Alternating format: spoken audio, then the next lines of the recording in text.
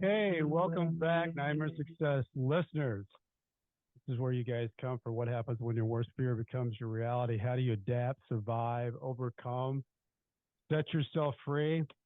Well, I have got interesting and really been looking forward to this interview because I was just talking to Scott about he and I were at the same place, Leavenworth, and Tina Pendergraph was nice enough to send me. Uh, I think Scott did it every month, if I'm not mistaken. But he had a newsletter from Leavenworth, and I told him, it's kind of like somebody that went to the same high school as you, and you graduate a little bit later. I was reading to see like what's going on at that place at Leavenworth, and he was giving us the blow by blows of the wonderful world of Camp Leavenworth. But so Scott, and Scott's got an interesting story because I was reading his bio.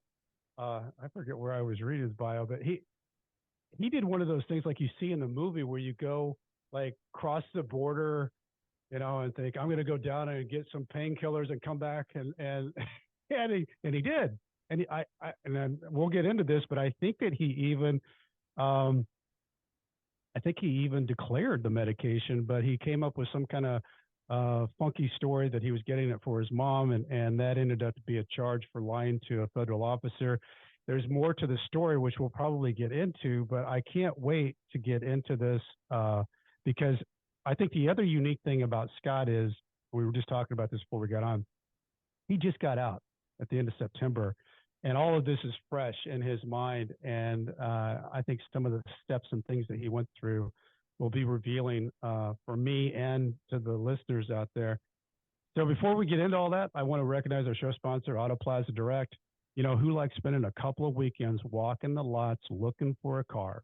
Then you spend 4 to 5 hours in the dealership to buy a car. Kind of like a trip to the dentist. And I'm not knocking dentists because if anybody needs a good dentist out there, Eddie Logan, go check him out. Well, there's a better way to take away all that pain and hassle of getting a car. Auto Plaza Direct. They're your personal car concierge. Just tell them the car you want, what you can pay, and they'll go find that car for you. Negotiate your best price, and they'll deliver that car to you. They'll also offer you warranties and financing. It's all full service. Go to Auto Plaza Direct. Get started with your personal car concierge. The new hassle-free way, the car buying experience you deserve. Auto Plaza Direct. Tell them that Brent from Nightmare Success sent you. All right, Scott Carper, here we are. Here we are. You made it. You're out through the whole journey. Here you sit, talking on a podcast. How are you?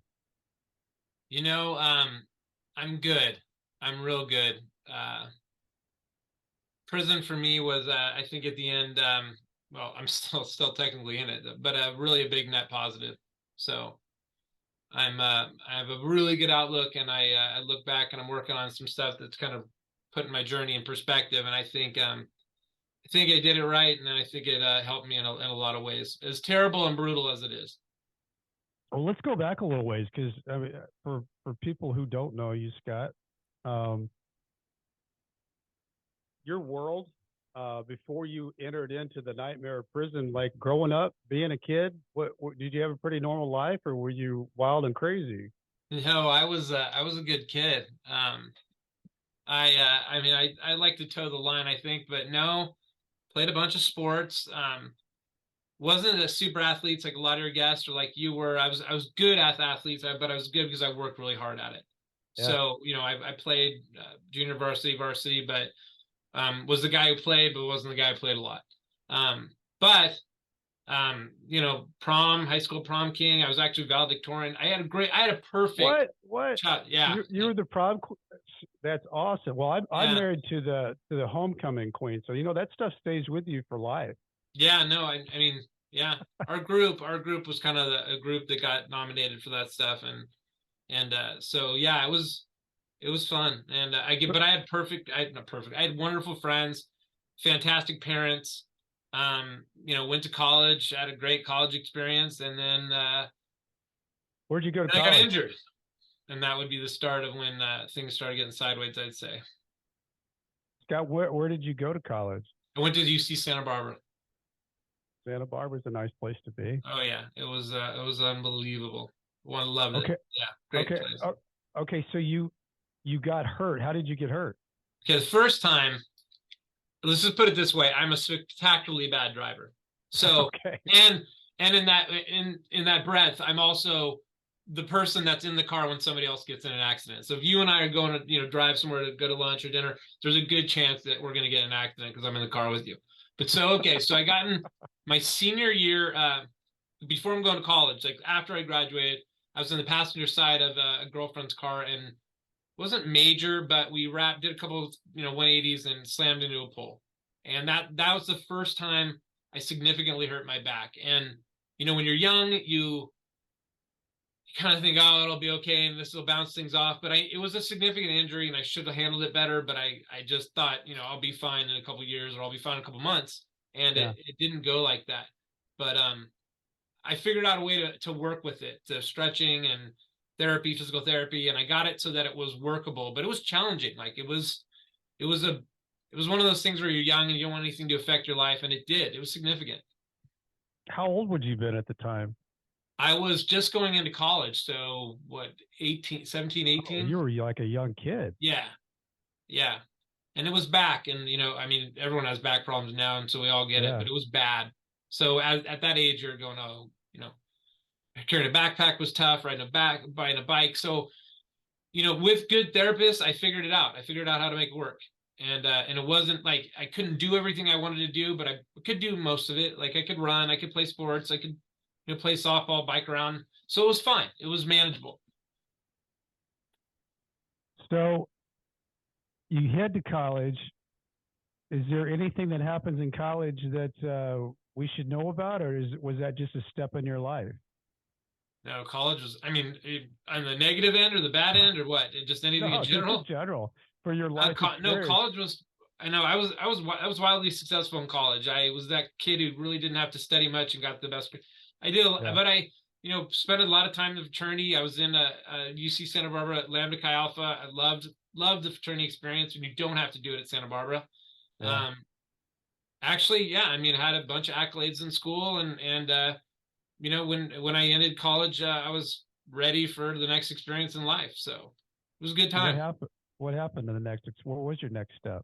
Okay, I started working in advertising Okay. and in the movie industry. And Yeah. so I had made a lot of connections in college, working for MTV and for Viacom, where I had potential to go into these different industries and was super excited about that. And but I started in advertising because I wanted kind of a more secure job. And then let's see, where can I take you into a little segue here that'll lead to the fun? All right, here's what happened. Um, everything I was was getting all going. excited about MTV, and then Yeah, no, you told me you took the MTV was advertising it was a job. great experience. And again, all through college and stuff, I'm being honest, I'm partying, but I'm partying under control on the Sure. weekends with buddies, have it under control. Yeah. And No, I did again, the I like to fraternity drink. thing. What's that? Yeah. I did the fraternity thing. I Yeah. loved it. So, but I'm doing coke and I'm doing, I'm drinking. I'm a big drinker, but I don't really like drinking. Now, all the other Okay. stuff I like, I'll be honest about. But so anyway, what ends up happening is I'm about 26, about 25, and I get this really crazy injury to my stomach. It's called a pelvic floor injury.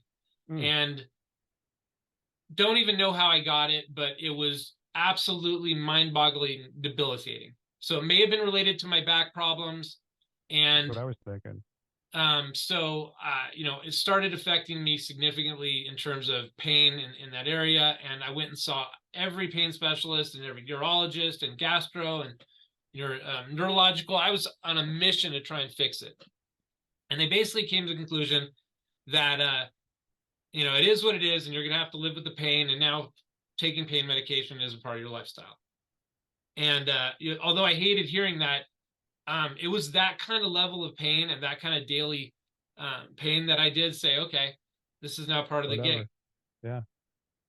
So I started taking it, and things were fine until getting into my late 20s, and then all of a sudden, You're taking this every day? yeah, This is part of your daily routine? Okay. part of the daily routine. And actually, I ended up figuring out what was wrong. It was so crazy. Not like an X on a, like X marks the spot on a treasure map, but we kept, when you battle with doctors, here's my thing. Okay, so pretend you're throwing a football all day, and the next day your arm hurts. Why does your arm hurt? It's because you were throwing the football. So I Yeah. had this big battle with my doctors. They'd say, no, it's this, and I'd say, well, it hurt. It happened when I was doing crunches, or it happened while I'm doing sit-ups. So how can you tell me it's a thigh injury? Like, it was crazy. So I Right. kept trying to work on the area that I thought it made the most logical sense, and turns out it did. I met this doctor that recommended this one test. He was a very specific diagnostician who retired, but he was really great at telling people what's wrong with them. So I meet this guy, he tells me what to do, and I end up finding this whole big community that's available for men that treat pelvic floor injuries. And after 4 or 5 months, it starts getting remarkably better. So, Wow. oh my God, wow. So in the meantime, marriage had dissolved because me and fiance didn't work out, probably in large part because she didn't want to be with the guy who's going to be hurt for the rest of his life. Well, how long? And How long was that? How long was that time period? we were dating, or that we were Well, we were dating for did you God, better date part and of then get 7 years. married, or you dated and got married, or you just No, we dated? didn't get married. We were a month away from getting married. She pulled the plug about a month before. Okay. So How did again, that so work? I'm brutal. I mean, I'm devastated. I mean, I really relied on this girl a lot at that time. And again, I'm thinking this is going to be the rest of my life. So now I've got this, bam, I can start getting better, and it's noticeably getting better. But here's the kick, Brent. Here's what I'll be honest about. I liked pain pills. I did. Yeah. And so, at Do you that feel like point, I'm hooked. but Sky, did you like them, or were you actually addicted to them because you had that kind of just part of your daily feel of what you had as your routine of how you were living? Were you addicted, or was it just like, okay, well, I like it? Well, that's a good question. I mean, that's a great question. Here's the part of it that hooks me up is I when I was getting better and I didn't need to take them, I could have stopped. Now I was already addicted to them. I mean, we would there were, I went through detox twice, and the detox for painkillers, the amount that I was taking was crazy. It was Hmm. absolutely brutal. Um, so I actually went through that in my late 20s, and then again when I went to Leavenworth, so which is now at 48 years old, or I was 47 at the time. But yeah, I got better, and I kept taking them on and off. Um, so Well, and I know that I was reading like your dad was an attorney, your mom was a teacher, and then I don't know if you had siblings, but like all along the way with you having this hurt part of your body and then the pain, was your mom and dad, are they a part of this whole thing, or are you just living this whole by yourself? no, I have my parents are absolutely spectacular. They've been a part of it, good and bad, in terms of they supported me through all of it. They've felt the brunt of me, trying to get better and failing, and I mean, I couldn't ask for better, friends and parents. I mean, they're my best friends too. So, but Yeah, yeah, I that's mean, great. it was tough for them too. So all this time, are you still in the advertising world? Yeah, I had a during this time for about 16 to 18 years, I was a large part of CBS Outdoor. I ran a very small portion. Actually, one of my closest friends is now the biggest guy there. His name's Chris Steinbacher. He runs the entire real estate division, but I was a couple of steps below him, running Southern California, Las Vegas, um, doing billboards. So a lot of the Wow. billboards you see on the sides of the roads, the digital stuff. Um, we were a huge part, or he still is, but in my late 20s, early 30s, I was a huge part of putting up a lot of those signs, and a lot of areas that when people never thought we'd put them up. So it was a huge movement. The billboards became incredibly valuable, and we were the kind of some of the Kind of the pioneers on pioneers. that. And was that good money? I mean, were you making Yes, good money? I mean, you're at a young age there. It sounds like you had a big region, and it sounds like you possibly make good money doing that. absolutely. It was a great job. It was a great career. Lots of fun people in it, and one of those industries where you pull back the curtain and it's gigantic. And there's some, our boss was Artie Marino, who owns who owned the Anaheim Angels. So it was a super fun guy. He actually sold it to Viacom. So, Mel Karmazon I never met them. They weren't my bosses, but they owned the company. So we were just this massive company with all these resources and all these neat people and, so big. But yeah, it was a fantastic job. And again, I worked with one of my best friends and a bunch of friends and, a great boss. And so I really enjoyed the job. But yeah, during that whole time, I was not all of it. I mean, again, there's stages of it where it was worse. I just want to be real honest with you and with the viewers and with my family who obviously will watch this, that I'm not sugarcoating anything, because that's one of the things that bothers me when people tell their story. They try and minimize things, and I will not do that. I need to own this stuff, and I'm happy to, because I've nothing to be afraid about being honest about it. But during that time, I on and off, there was a good period of 5 or 6 years where I was sober again, not on any pills, and then I got back on them, and I was kind of a functioning pill addict, I guess you'd say. So you were struggling. I've watched some of there's 2 or 3 shows on right now on Netflix, Pain Hustlers, and well, there's 2 or 3 of them that are on. It shows, it was almost like a moment in time when all of these pills were being kind of divvied out there to say, hey, does your knee hurt? Does your elbow hurt? Here. And, all these people started getting addicted, and it became, something that they didn't expect. And the struggle is what I think people maybe don't understand, is how hard it is to remove yourself from something that you're addicted to, because there's such a strong, feel of your body to it. It's like nothing I can explain. I mean, I read a lot of books and over the last 2 years, and some amazing books on addiction. There's a book by an ex-football player that just was written. God, I'm trying to think to remember name of it. Anyway, he does the best job I've seen on somebody. He played for the Carolina Panthers. That's what I do. Oh, Lord of the Underground, Hero of the Underground, and he talks about addiction better than any book I've read, and it's just brutal. I mean, what it does to your body when you detox. When I was in Leavenworth for the first 4 months, I was detoxing for 4 months straight, and it was, oh my God, I wouldn't wish it upon anybody. It's miserable, and just so you see, when you see the way it does that, when it has that kind of effect on you, that's crazy. But also, you see and hear the stories about what people do to get drugs. They go broke, procuring them. They steal from family. They get into crime that leads to harder drugs. Yeah. I mean, the story and the struggle's real, and it's scary. Well, so Scott, because up to this time, and when did it get to the point where you got into your nightmare and you found yourself going down to Mexico? Was that something you'd done before, or was that a first time deal that you were going down for painkillers? No, I mean, I'd been down to Mexico sporadically for fun trips and purchased them then, but no, this was a new plan, a new stupid plan. Obviously, it was some spectacular thought went into it, but no, this was just part of something that I was already doing. I was getting into the cannabis industry, and some of the people that worked for me, some of the connections, had access to these people in Mexico that had pills. We were driving close to the border to visit locations, and Temecula and Vista, and anyway, so it was one of those things like, oh yeah, I'll go over across the border and see what I can do, and then I'll go back and take a look at some of the farms on the way back to Los Angeles. So, because again, at that time I'm living in LA. So, do you go over across the border by yourself and then come back through with the pills, or like, had you? First of all, it sounds like what happened is that you declared those pills when you went back to enter back into the United States. Is that how that happened?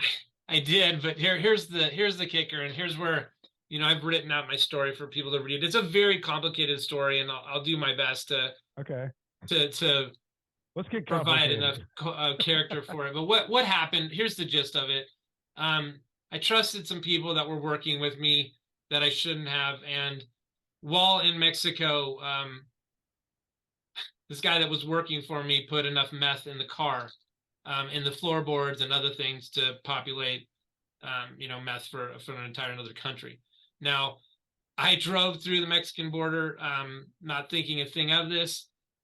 They asked me to declare anything. Yes, I'm declaring the pain pills that I had purchased, and it just so happens that a dog probably located it. Again, I'm simplifying the story, but you can get the gist of it. Yeah. I should have never been in Mexico. Was that the dumbest thing in the world for me to have done? Yes. Should I have known something was going on? Absolutely. Did I? No, I did not. And I will never change from that version of the story. But should I have? Yes.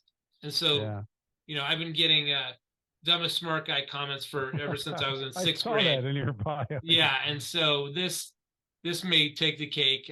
But again, when you're looking and you're an addict and you're trying to get pills and stuff, you overlook some really obvious things. So I'm not, this is 100% my fault. I'm not pushing the blame off on anybody. But anyway, so the dog sniffed it. They asked me if I'd go through secondary inspection. I'm like, sure, nothing to worry. I mean, I'm literally watching Rick and Morty on my iPad as I'm waiting at the border. We go through the secondary unit. Some red flags must have been raised. They asked me to get out of the car. Pretty soon, then I have cuffs on me, and then I'm sitting, in the Otay Mesa border lobby, wherever they, hold people. What are you thinking, Scott? At that time, I was thinking some sort of mistake, and then when they called me in, the next day, and they started, talking to me, and then again, the law enforcement can be very funny in certain ways, but I'm trying to get out of them what I did wrong, and they're telling me, oh, and they wouldn't tell me. And so finally, I got loud, and I'm like, listen, no more games. Let's be honest here. And as soon as they said meth in the car, I said counsel, and then I was freaking out. Mm. Yeah. Wow. So what were the next steps that happened? Well, at that point, I'm starting to detox, even a few days off of medication, and you start to feel it. And I'd been taking, large quantities at that point. So, my father immediately bailed me out. I was I think I was in 4 days at a medical portion of the San Diego. And then I was in the SMCC, I think it's called, for, maybe 11 days total. And then I'm out. And then I'm putting my case together, deciding that I'm going to go to trial, figuring out my game plan, how this is all going to work. So you're out. Your dad's an attorney. Is he helpful in this situation, knowing the jam that you're in, and this is a federal case. You're talking about drugs, and it sounds horrible. Like what all is happening in your world? Well, unfortunately, he had retired, so he actually unretired at a later date, so he could help me. So he could, poor guy. But it's I actually have a lot of friends that have jobs in law, and unfortunately, they're all state or civil, and so federal crime is far different. I mean, than better than state. And so I'm sitting here going, oh, I got all these resources. I did not. I had very little resources. So, we used referrals from other people, but we ended up going with attorneys we liked. My whole thing was there's no way. What's that? Scott, you bring up a good point there, because I think that there's a moment, certainly hit me, when you see the United States of America versus your name. I mean, I don't know if there's anything more intimidating on God's green acres than to see the United States of America versus your name, because you all of a sudden feel the weight of how heavy that is and what that means. And there's nothing you can do at that point but try to step forward, and it's a heavy step. I think people don't understand too how incredibly powerful the resources, the unlimited budget. I mean, there's a reason they have a 96% conviction rate, and it's not because there aren't people out there that have great stories to tell that might be innocent, provide innocence. It's because they come at you with with like machine gun, and it's crazy.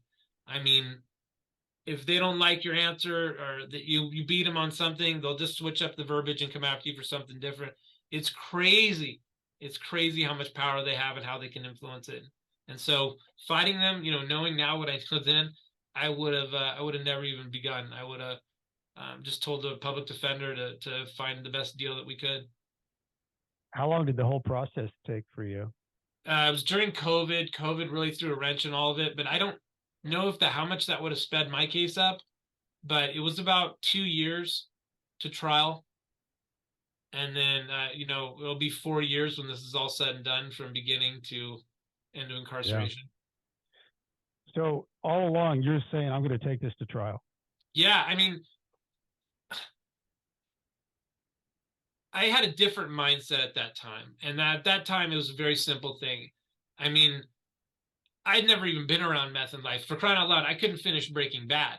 I have, again, a newfound respect for meth, since when you go to federal camp or prison, you realize everyone who's there for drugs has done meth. But at that point in my life, I mean, this is completely wrong on my part, but I'm just going to be honest about it. I was offended anyone could think I had anything to do with meth.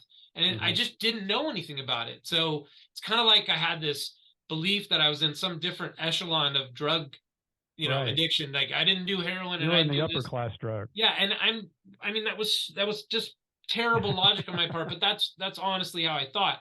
So, I just did coke. I just did pills. I didn't touch that stuff. So how dare you accuse me of that?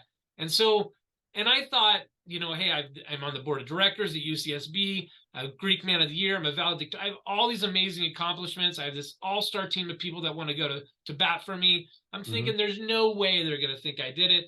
We're going to figure something out. And I could not have been more wrong. They didn't care about any of that. As a matter of fact, that probably motivated them to go after me more. They're like, oh, let's just make an example of this kid, or this kid should have known better, all true things. So they did offer me at the very beginning, lying to a federal officer before any of it. And, if I could go back in time, I probably could have took that, and I probably wouldn't have done any time. But again, at that time, I'm going, they wanted me to sign a statement saying that I knew there was methamphetamine in the car. And at that, I was not going to do. So, everyone asks these questions, and it's so funny. Like, until you're faced with this hypothetical scenario, you'll never understand. But facing between 15 and 20 years in jail is terrifying. And so that's the risk you take if you go to trial, because if you don't go to trial, maybe you do, a couple years, or maybe you get out on probation. And in my particular situation, they did offer, line to, but I didn't even go into discussions with it. We were going to fight it. And so we went down that route. Well, tell me about it. Oh boy. Maybe we were cocky. Maybe I was naive. I thought being frank, we got our ass kicked in trial. It's not that my attorneys weren't good. They just, the power of a prosecutor is spectacular. We had all these motions set up to, what motions are in this particular sentence is their rules set up to how the trial is going to be governed.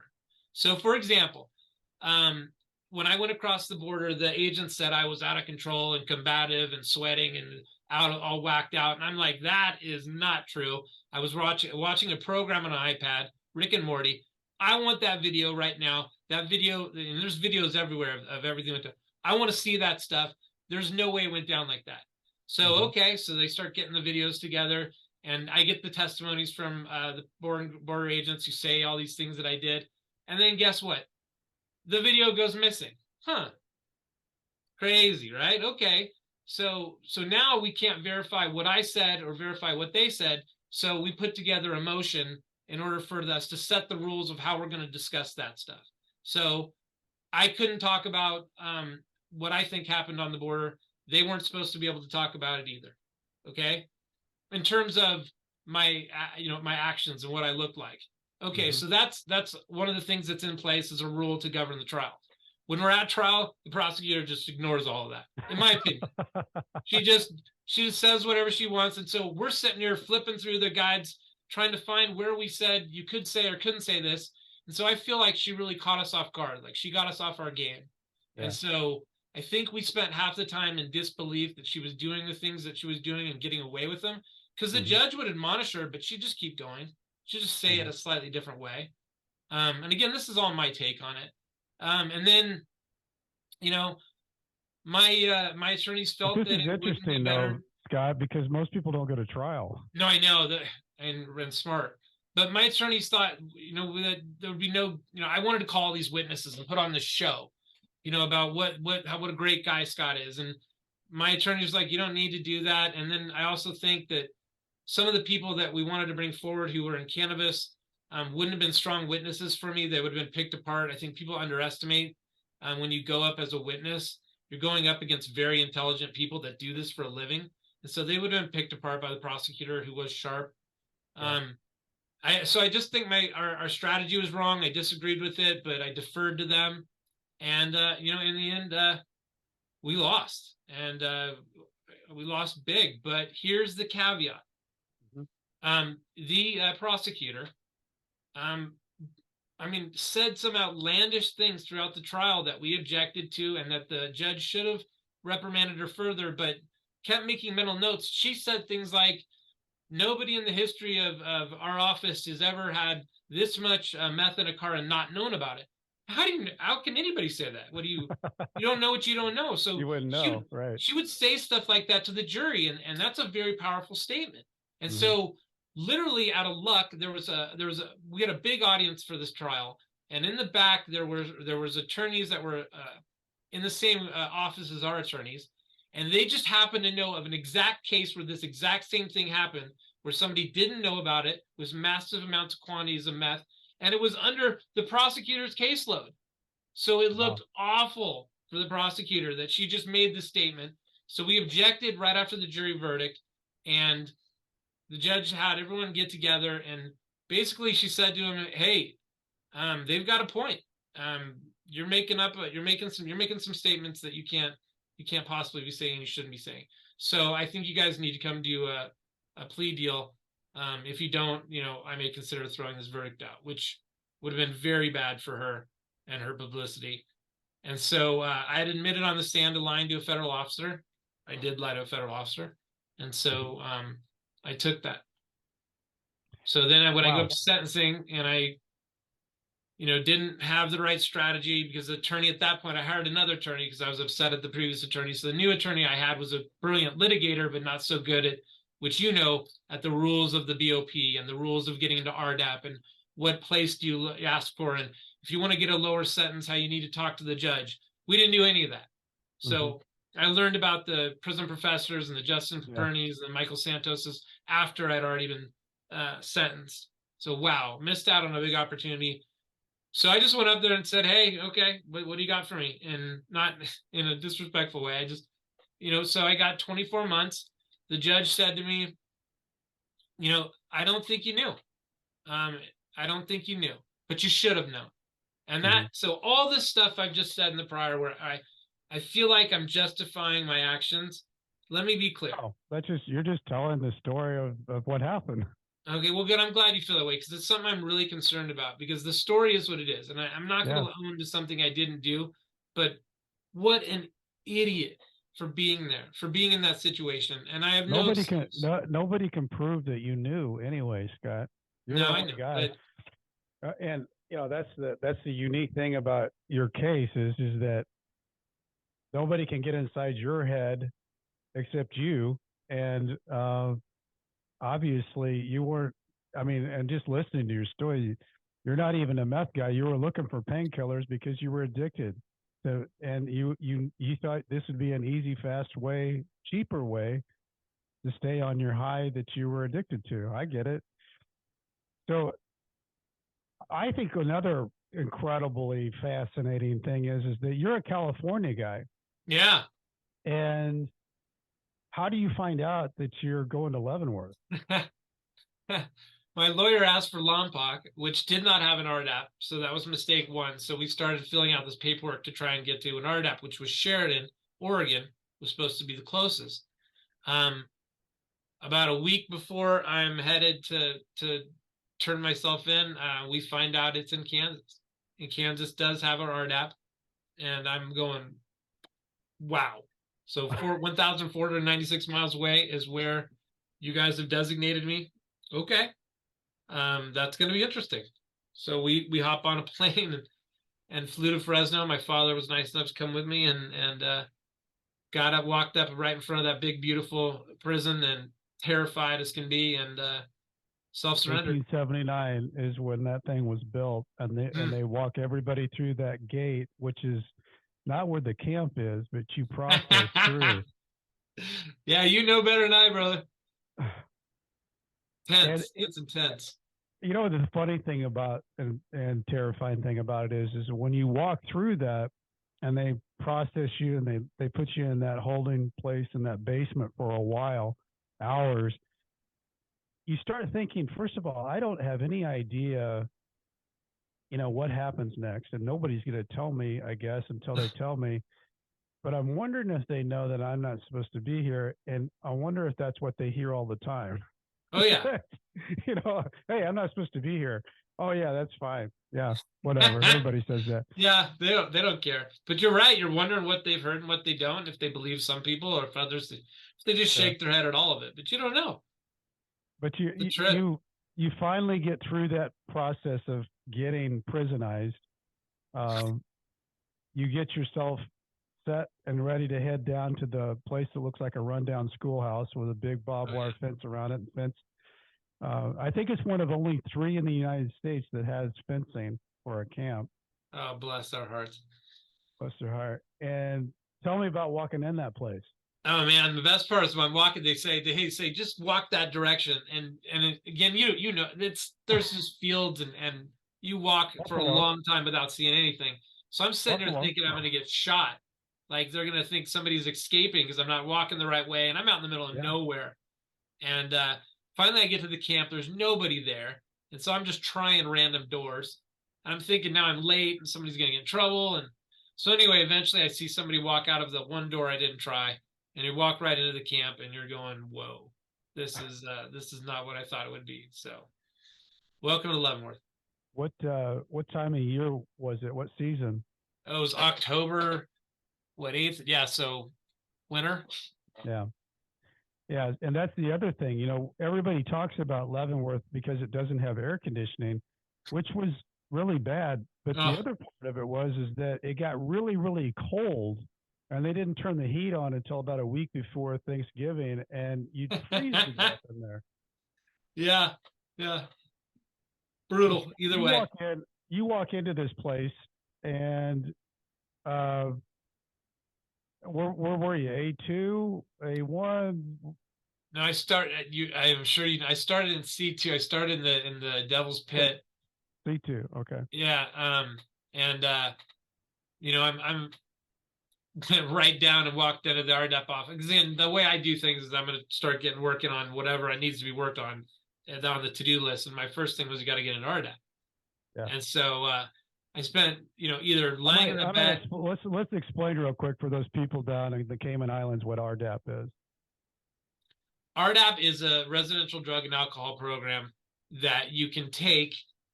It's between 9 and 11 months. It's structured. It's about 3.5 hours every morning, Monday through Friday.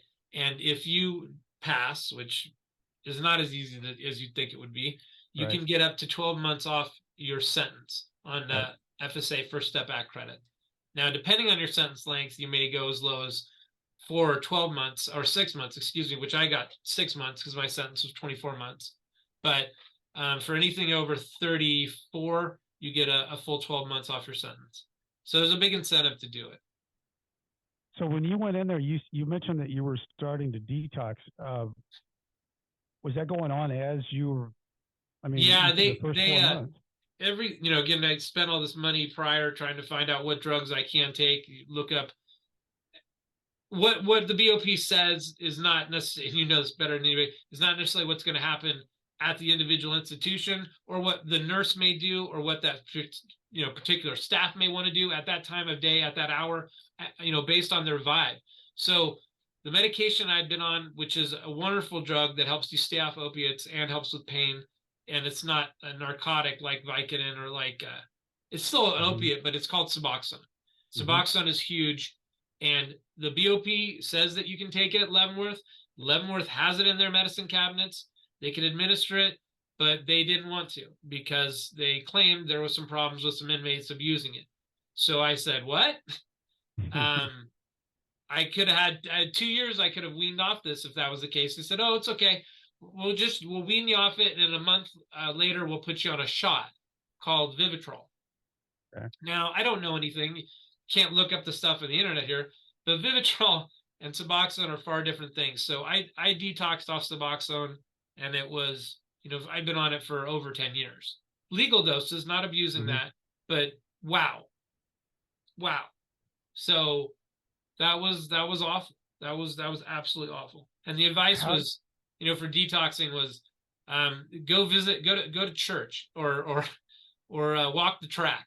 Like there's no, I went to the bubble once at like 4 a.m. because I thought I was dying. My heart was pumping through. And the guard looked at me and he goes, they knew me this, but he said, "Hey, Carper, do you want to go to the shoe and be there, or do you want to go back to your top bunk?" And I'm like, okay, I'm going back. Yeah. Because of course I want to go to the shoe, but those are your options. Special housing unit, the whole. How did you start? Now you're in this new primitive world. You're not someone who's been in this primitive world before. How did you start to adapt through it? I got kind of lucky, I think, at the very beginning. I met some really great people that were super supportive, but I also, my particular skill set and the way that I love to help people, that's one of my passions, is helping people. I was able to help some key people that kind of just made my life easier right off the get-go on a bit of, luck, doing some legal stuff. Scott, wasn't it like one of the biggest surprises to you about prison? It was for me, is I always say that I was such a pansy when I was standing at the gates thinking, okay, let's see, I guess I'll get raped and then I'm going to get beat up and maybe get stabbed. I've seen that on the movie. And it was like immediately people, because I was walking into their world, they really did want to help me get set up. They really did want to help me, get as comfortable as you can get into that environment. And I guess for me, walking into an environment, a primitive environment like that, it was kind of the opposite of what I had planned in my head. Sure. And these guys helped me. They truly helped me because I was like a pup just out of, just walking and they knew that and they just took me and said, "Hey, we're going to help you." And they did. You nailed it. Yeah.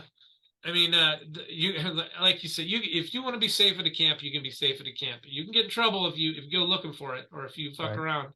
Sure, but for the most part, it's safe. I agree. So you said, and one of the things I noticed was you talked about losing 70 pounds. You were reading 150 books, and then you went through this paralegal program that you actually did really well in.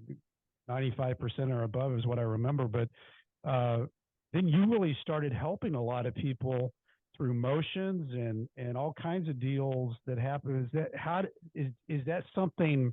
Did you have that plan in your mind when you were going through, or was this once you were there, you're like, this is going to be a way for me to kill my time? Well, yeah, the key by doing this. I mean, this. The key to prison or surviving prison is avoiding idle time. Idle time is absolute death match. But no, I didn't plan on. I planned on doing the paralegal thing because I wanted it. That was part of my plan to stay busy. But to be honest, I mean, I had a BA in law, and I've always kind of loved to think of myself because of my dad and other factors that I was some sort of law genius. But I'm not. I don't know anything. I'm actually. I mean, who am I kidding? Let me be totally real. I am not impressive with that, but I got better at it. And so I really forced myself to try and help people in these situations because they had no better option. And what they were doing was just terrible in terms of its potential for success. And some of these people had really strong arguments and they just needed somebody to advocate for them a little better. And so I didn't do anything other than organize them and put their story together in a better structure and then really push for them. Because it's kind of one of those funny things where sometimes we're the best advocate for other people than we are for ourselves.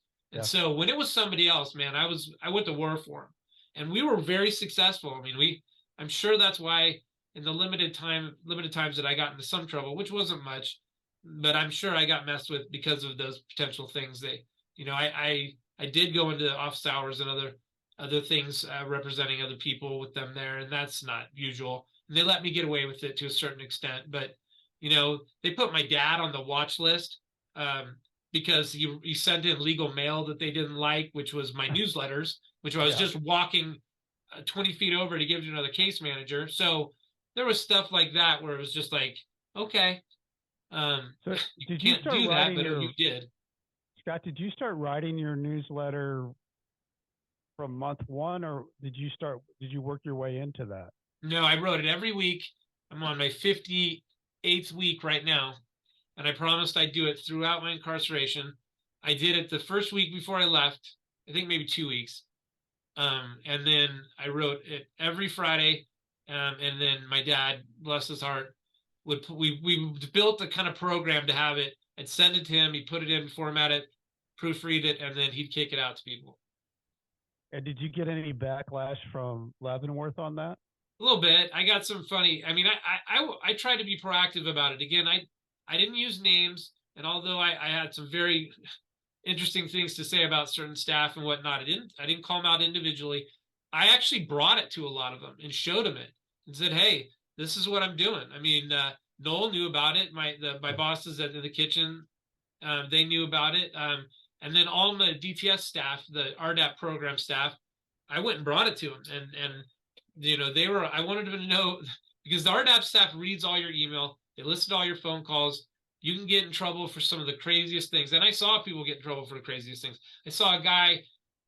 They heard him on a phone call, and he was talking about his girlfriend, and they knew he had a wife, so they made him call his wife and tell Oh him. man. Like, so there's crazy stuff that goes on with that Well, I artist. So mean, I wanted to get in front of it. when you're talking about that, Scott, you think, well, they can't listen to all those phone calls. We got we lost our movie privileges for a month because a guy was bragging about that we saw a first run movie that they had gotten from Unicor, and because he was bragging on writing, it was no, it was a phone call, and that was it. And then he got in trouble, and the whole camp lost the movie rights for a month. Which you're like, wow, they really do. Yeah, They they really do do. listen to all that. Oh Well, God, let's talk about this too, Scott, because your world and my world crossed over because you worked in the kitchen, I worked at the food warehouse, and CO Noel, yeah, correction officer Noel, was my boss at the food warehouse, and he was your boss in the kitchen. He had changed jobs by then. yeah. Well, Noel was a fan of you. That's what cracked me up. And he was. I mean, he liked everybody, but he wasn't a fan of people. But I thought Noel was one of the good few, probably two or three guys in that whole camp, staff wise, that was a good dude.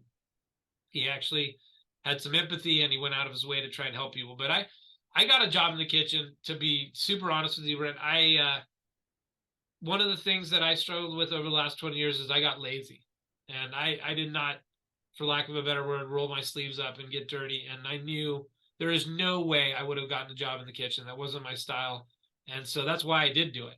Is I wanted to wash tables, and also I'm a terrible cook. I thought I was going to learn to cook, but that's not how it goes. But I wanted to, since I've screwed up so royally, I wanted to lean into this whole experience and say, okay, if you're going to do this, if you're going to change your life, if you're going to get better, you need to do all these things that you know are huge red flags, huge things you're failing at, and you're going to succeed at it. And step one is stop thinking you're so fantastic. You're not. And get a job where you have to bust your ass. And to me, that was the kitchen. And I guess Noel was one of the kitchen cops, but there's usually like what, two or three that you had to probably work through. But Yeah, there's McCoy who I liked a lot, but yeah. had his interesting brush ends. But Kingus was one of my favorites, but it's because he didn't fire me. The one time I just tried to steal something, not even for me, because somebody else asked me. Again, I'm a terrible criminal, but somebody asked me to get him some bread, which, man, when you turn around, half the inventory goes out of that place. So I Oh don't yeah. know how I got caught, but I had a half a loaf of bread, all ends, and I'm walking around the corner, and he's standing right there, and I throw it underneath the bin like he didn't see it, and he goes, "Really?"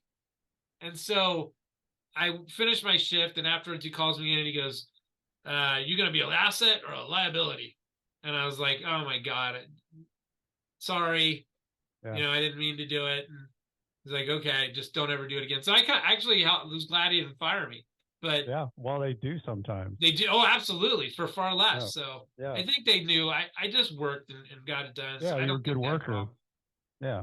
They probably didn't want to lose a good worker because they're hard to find. And I mean, did you think it was odd? Because you and I talked about this before we got on, but did you think it was odd that Noel, your boss, was reading a book that was from a prisoner from Leavenworth? Absolutely. I've never seen any of them. I mean, I know that I used to have some good conversations with McCoy. I know McCoy reads and he's up on a lot of the shows and whatnot, but I've never seen and he's earmarking. And again, Brent, this is a huge compliment to you. And I mean, I guess I wish I would have known what I know now so I could talk to him about it. But he was reading it because he's interested. He was reading it because he thought highly of you, which again, I didn't put this in together until way after, a couple, I think a month ago. So you and I had already talked and I still didn't remember it. I Yeah. remembered it once I saw your book and I saw the name because he was showing me, and it was funny. He asked me for some legal advice. He goes, "They don't need permission to have my name." Was he? And I go, "No, he doesn't." But I didn't know the answer. I was just, and I qualified that. I said, "I don't know the answer to that, but I don't think so." So he's not Yeah. saying anything negative. Is he bashing you? No. Then what reason would you have to be upset? But he was excited about it. He was highlighting it. I don't know. I thought that Wow. was cool. Well, he was one of the good guys, and like you said, it's unusual um, because a lot of them really take advantage of the situation that you're treated like cattle, and which is unusual because at Leavenworth there actually are buffalo roaming in the front. Bison. That's not something I expected to see at prison, but uh, so let's talk about this, Scott. You kind of get through and become a guy that's helping people. You're giving yourself your own self punishment of doing the hard work in the kitchen that a lot of people don't like to do. You start getting close, and then you do well. You do so well in RDAP that you give the commencement uh, address to our class. Both you and I had that in common. I didn't know that I was going to take RDAP as far or as take it to as much as I took in from it. Um, how did you start once you started feeling like you're getting closer to the door? What did you start thinking about getting to the next steps? Um, I guess as soon as it was my, our transition quarter, I started planning, or the realities of that I was soon be leaving started hitting me, and I started trying to adjust plans for what would be going on outside. But my attitude in prison was kind of, I had to do it one way. Like I didn't talk a lot on the phone to people. I emailed a lot, but if I'm in prison, I'm in prison. If I'm out, I'm out. And so I really had trouble with that part of trying to stay connected to my life outside of prison. Plus, you were so far away. Yeah, and I just so I didn't do well with that. So I really focused on prison. So I kind of was all in on RDAP up until the last day. And then when Mm-hmm. it was over, then it was a ton of emotions hit me and it was crazy. Then I'm going home. Yeah. And I think that's always kind of a weird transition because you do get into living your primitive life and your routines in prison. And the closer you get to getting out, you start to kind of open up that world in your mind. Is like, wow, I'm going to go out and I've got to and then you have that unfamiliarity of, first of all, you can't wait to see your name that you're going to be released. But then you have this really unknown world of what you're going to be walking into next because so many people say, well, the next step, you're going to hate it worse than, than the world you're in right now with your halfway house. Tell us how those steps went for you. Well, it was funny as I'm leaving, I'm getting on the, about to get on the plane, and you're wearing all grays, so half the people probably know they probably think you're military or you're a prisoner. I'm sitting there going, you get $10. You don't get they tell you got to make some phone calls, so you're scoping out, people that you can go up and ask to use their cell phone because we don't have public phones anymore. And so I'm standing there, and this guy goes, "Hey, congratulations!" And I look around. He's a employee at a headphone store. And I Uh-huh. said, "For what?" And he says, "Well, you just got out, right?" And I'm like, "How do you know?" And he goes, "Bro, we know." And I'm like, okay. And so he goes over there. Guy actually gets me. He sees the crappy headphones I'm wearing. He goes, "You need a good pair of headphones." Guy gets me, for $1, gives me a really nice pair of JPL headphones. Wow. What a guy! Like, and lets me use this phone so I can activate the credit card, and now I can buy something more than $3 with, which is what they gave us. I was excited to get home. I missed my family. I missed my friends. I knew I was going to have trouble with the halfway house just because I don't like that kind of structure. I feel like you're half in and half out, and I don't like that, like I said. And I wanted to get to home confinement as soon as I possible. But the thing I'm cracking up about now is it's not easier. It's just different each step. It's home confinement is such a ton a of good point, challenges. Scott. Such a good point. And I think that's something maybe a lot of people don't realize. What you just said is so good. It's your next step. It's not necessarily easier. It's your next step of getting to where you want to be. But there's nothing easy about any of those steps. I mean, I had all 3 of my jobs denied. I mean, or what?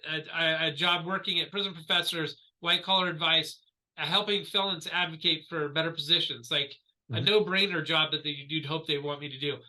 Work in a law firm as a paralegal, and then as work in an advertising agency, something I did for 17 years. My mind was blown. Like, I would think, like, I turned these in on the first day. I thought they were going to go, wow, great. Thank God you've got these resources. Good for you. That's lucky. Go at it. And instead, they're like, no. And I'm like, well, what do you want me to do? And they're like, well, no, we need you to work at this kind of place or that kind of place. And I'm like, all right, what's the next step and who I need to talk to? And so I eventually am getting that to a yes. So, and it kind of is Scott, a yes. I want to make sure that I understand what you just said. You had 3 different jobs set up, and your case manager said, I don't think so. It said no. She said the BOP reviewed these, and they said the BOP said no. And I'm thinking to myself, was there any qualification or why those 3 jobs that sound like great jobs for somebody to do? I will get into it. Here's the first part. I said, I didn't invent the wheel here. I'm not some brilliant guy that came up with these job ideas. These are things that other felons are doing right now out there in America. It's not like I came up, I'm the guy inventing the Rubik's Cube in space. And no, these are jobs people are doing. I'm just copying them. How are you saying no to them? So the reasons I got were that I need permission to speak with felons. And so I said, okay, who do I need to talk to get that? Then the other one, the law firm, they said they didn't want me around that type of clientele and or potential felon thing. And I said, excuse me, you don't know if I walk into McDonald's, exactly. under that theory, I can't go to an AA meeting or an NA meeting. Yep. Because if you're worried about me being around felons all the time, I can't step outside of this house. So then the best one, the one that I got most, she said, nobody works from home. You can't work from home. I said, after COVID, everybody's working from home. And working from home is a prevalent way. Well, we can't go to your house to view that. I said, yes, you can. The first day I met with you, I signed away my life. You can walk in this house right now. So what are you talking about? So once I put all those arguments together in an email, and I said, please, you cited some things in the manual that said I can't do these things. I've reviewed the manual. Please specifically point out where those things are. They took a looser stance, and all of a sudden they're approved. But for people that don't fight back, for people that maybe go, I don't know if I can fight back. They fall through the trap door. Yeah, I mean, What are you supposed to do? They fall through the trap door. And Lewis L. Reed's got a great analogy about, the guy running on the track. The fire, the gun goes off and they start running, and the guy falls down and he gets back up and everybody cheers and says, that's such a great guy. He's got all this potential. Keep running. And they cheer him all the way to the finish line. He said, now let's take that same analogy and work it back to the race of life. Gun goes off, starts running, guy falls down. They make him go back to the starting line. And then he goes and starts running again, and these trap doors start opening up that he doesn't see. And each time he falls in the trap door, he has to go back to the starting line. What you just said is exactly what Lewis L. Reed said, is that if you wouldn't have done what you did, Scott, and been smart about it and get the information out and say, tell me where it says this, that person just walks away without 3 jobs that they could have had.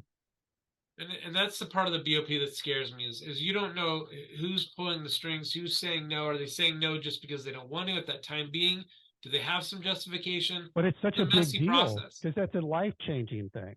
Yeah, it's scary. It's scary how much power they have. All the entire BOP, and again, I won't get on my soapbox about this, but it's scary. And you know this, they wield an inordinate amount of power. And I know society doesn't that's not they don't care. They don't really know what's going on with all this. But if they did, if they even knew a shred of how mismanaged and how corrupt and how unethical a lot of this stuff was, I think it would shock people.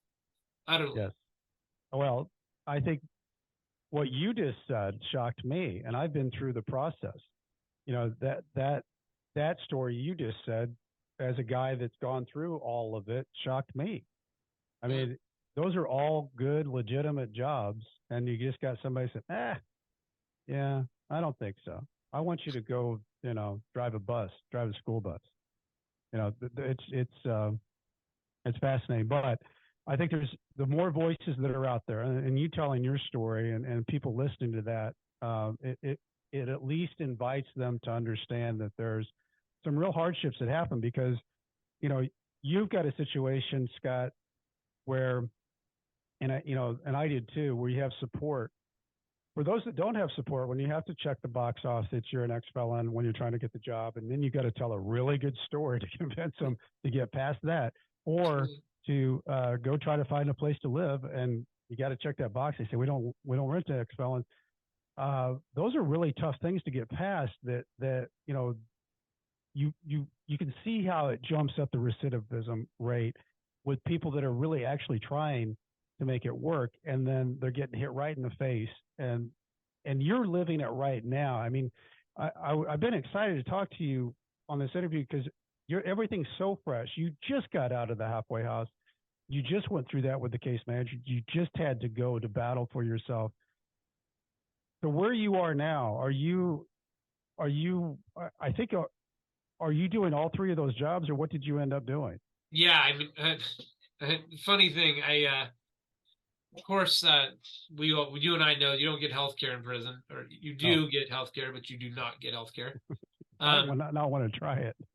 No, hey, but I got a hernia the last 3 months in there, and then I got an abscess on my tooth. And again, if these things could have been fixed quickly, they might have been not became the problem that they are. But so I had to get that stuff worked on. So I had emergency surgery on my mouth the first day I was out of the halfway house. And then I finally got to the doctor on the first when my insurance kicked in. And so I'm dealing with that stuff. But there is all 3 of the jobs are in play now. I'm already doing some of them. But what I've been doing is I wanted to really tell my story as well as I could in addition to the newsletter. So I've actually been working on a website that I just finished. It's just scottycarper.com. And I'm really proud of it. And it's going to basically, for the remainder of people that don't know about what happened to me, because there's still a decent amount of people, I want to really tell my story and then give everybody everything they want to know about it. So I partitioned a little time off on that and worrying about the health. So now that the health's on its way and that's done, yes, I'm going to be working the advertising agency. I'm going to be donating as much time as I can to help people on this journey. I do that a few hours minimum every day. I had a bunch of calls today working with people, telling them about RDAP, telling them about the ways that I would navigate the system. And it's incredibly rewarding. I love being able to help people that are going in because it's terrifying. And see, the thing too, Scott, is that you can be such a help to somebody, and for that to be denied, that you shouldn't be able to talk to that person when you're the person that needs to have your seat at the table to actually help walk those people through because you just experienced it and you can help them. And there's some new things in place with the First Step Act and some other things that people need to know about. And attorneys don't really get that involved in it because once you are done with the plea or you've pled or you've been sentenced, the attorney part's done. When you start to stand at that gate and you enter that prison, there's a whole nother education that goes on, and you can educate people because you can take some of that. And I always say, nothing is ever as bad as your mind makes it out to be, not even prison. But people need to be able to walk through those steps and understand that too. It's funny you said what you just said, because I completely agree. It's on you to how you decide you want to deal with this this journey. But if you can advocate for people, I think you should take the chance and do that, because there's a lot of things you can do, and educating people on how this system works and how what you can do within it to make your life better. That's essential. Yep. So Scott, out of everything that we've talked about and all that you've gone through, what do you think's your biggest takeaway through all of it? Wow.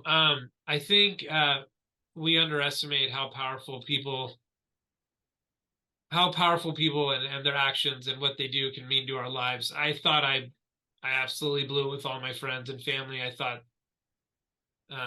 this was unforgivable, and they're never going to forgive me. And that's a lot of why I wrote the newsletters.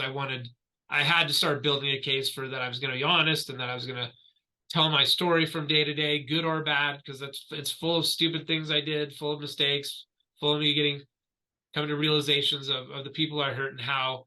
But I just thought I underestimated how incredibly amazing some of my friends and family are, and the support they have. But also, I think I was scared of this opportunity that, and I'm going to prison, life's over. And then it snapped for me. And I got to be honest, some of my friends in prison are the ones that really got me to see it this way. A guy named Jason Newling, Phil Getz, some other people that just are unbelievable human beings that I feel so grateful to have met. But I'll give you a good example. So I'm going to Fresno, and I'm like, God, I do not want to go to Fresno. This is going to suck. My attorney actually told me to try and stay in prison at the camp, but you can't do that if you're an RDAP. So I'm complaining about it, and in a funny gesture, one of them says to me, "Oh no, man, you gotta go to Fresno and get the most gangster job you can. You gotta own it. Like, you've been owning this entire process. You got a terrible job at Leavenworth. You've been helping people for free. You've been doing all these things that I can't believe you're doing, and now you're gonna stop at Fresno." And so he was right. Like, if you're gonna do this, if you're gonna fail spectacularly, you might as well put a cherry on top of it. I mean, I'm gonna do everything I can to make this the greatest story of my life. So if that means volunteering in a clown costume, spinning, tables, I will do that, because that's a great story. So, if my hernia hadn't happened, I would have got a job at 7-Eleven or Costco, or, going door to door giving out leaflets. I would have done anything to make it a great story. And so that right there, if you're going in, find out what you're feeling at, figure out a successful plan, and own it. Like, if you want to lose weight, lose weight. If you want to public speak. If you want to be a leader, be a leader. But do that stuff, because there's no better time than trying that in prison. Man, I love that. That's a good way to end it, because that is exactly spot on, Scott Carper. Good job. Yeah. Hey, thank you, sir. If anybody wants to get a hold of you, Scott, what's the best way to do that? Well, again, the website just launched. It's www.scotty, SCOTTY, Carper, CARPER.com. Or you can just Google me. I'm everywhere. That works that way. Love it. And if anybody wants to get a hold of me, go to BrentCassidy.com. It's with a TY, not a DY. I would have liked to have been a Cassidy, though, like a Sean or David when I was growing up, but it's always been spelled wrong. It's with a TY. And leave me a message there, because I love to go back and forth and respond to questions and answers and do all that. If you like the show, hit the follow button. Share it. It's a big deal to share it. Scott gave some good stuff here today. Share this thing out.